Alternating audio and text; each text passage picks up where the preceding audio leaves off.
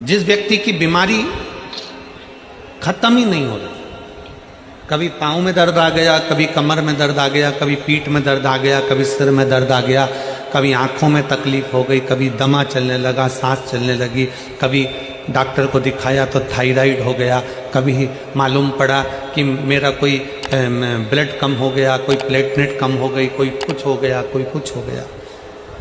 Doctor को दिखाओ। हमने कल भी कथा में कहा था, परसों भी कहा था कि डॉक्टर शिव का एक रूप होता है, उसको दिखाओ। डॉक्टर जो दवाई दे कुंदकेश्वर महादेव के नाम से उसको खाओ।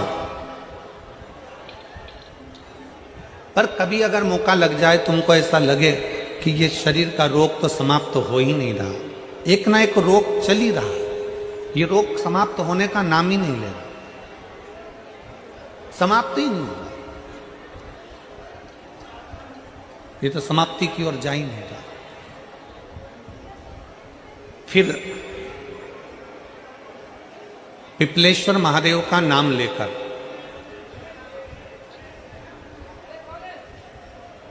पिपलेश्वर महादेव का नाम लेकर कुछ भी मीठा जो में बना सकते हो, हलवा बना सकते हो हलवा, सीरा बना सकते हो सीरा, खीर बना सकते हो खीर, चूरमा बना सकते हो तो चूरमा, लड्डू बना सकते हो तो लड्डू, जो तुम घर में मीठा बना सकते हो उसका केवल 7 ग्रास का अन्न।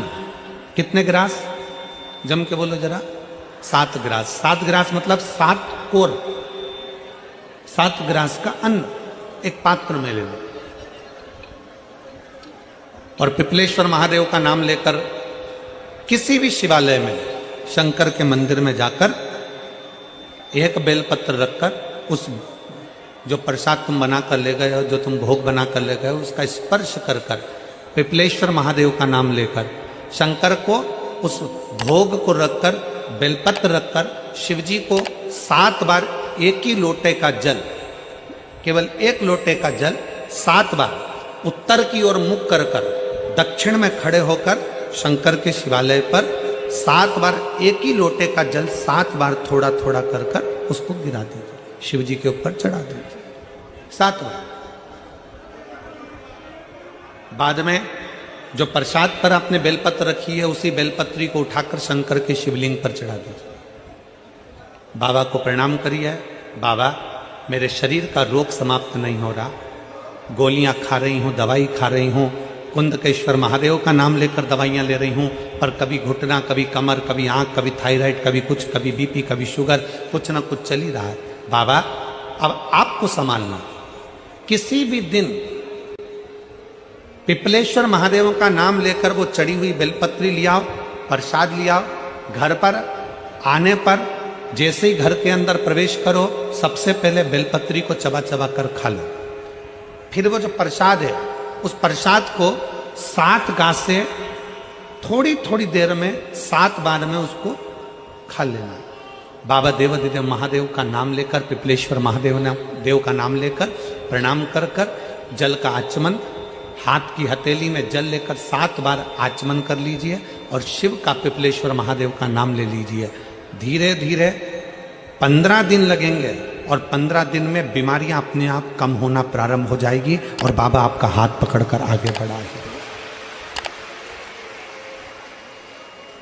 शिव तत्व की प्राप्ति 5 दिन की फरीदाबाद में शिव महापुराण की कथा हरियाणा की इस पवित्र भूमि पर 5 दिन की चल रही है। आज कथा का 4th दिवस है। कथा के माध्यम से आज कथा की शिवरात्रि है।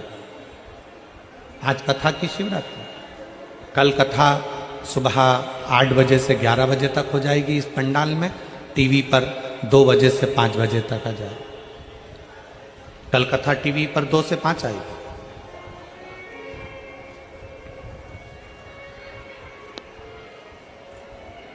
लाखों की संख्या में आप लोग आए हैं। पंडालों में जगह नहीं है, गाड़ियों के गेट खोल खोल के आप लोग बैठे हुए हो, पेड़ों की छांव में बैठे हुए हो, जहां तुम्हें जगह मिल रही है वहां बैठे हो। व्यर्थ की बातों में समय ना गवाते हुए जो 2-2.5 घंटे हमें कथा के मिले हैं, आज 4th दिवस की कथा को इतने दिल से सुन लो कि तुम अगली बार जब कथा में आओ तो तुम्हारा भी एक पत्र व्यासपीठ पर रखा हुआ मिले कि बाबा ने मेरे ऊपर कृपा कर।